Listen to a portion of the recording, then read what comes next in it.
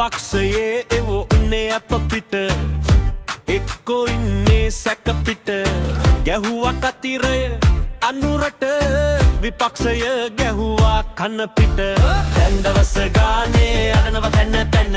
කියනවා අපිට මොකද වුනේ කියලා හිත තැන්න මල්ලිලා පෙමිලා ඇඩේ ඉවරයි කියලා ඉතින් දැන් අnder කඩේ ඇසේ ඉඳලා hina වෙන්නේ මහජනේ දැන් තේරෙනවා දවසේ ගානේ අනුරට ගැහුවා කතිරය අනුරට ගැහුවා කතිරය දැන් බලන්න වෙලා කන්න පිට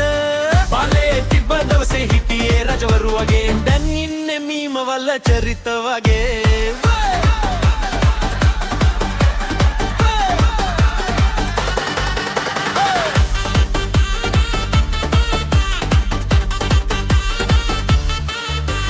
කතා කළේ ලොකු නම වලින් වැඩ කළේ පොඩි බොරු වලින් කෑවා බීවා තැන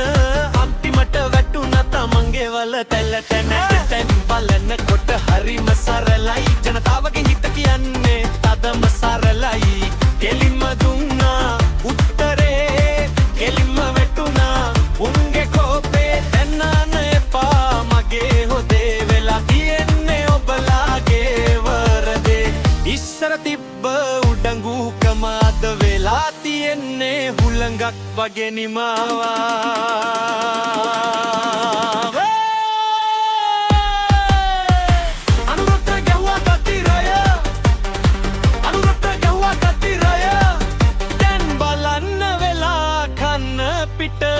බලේ තිබ්බ දවසේ හිටියේ රජවරු වගේ දැන් ඉන්නේ මීමවල චරිත වගේ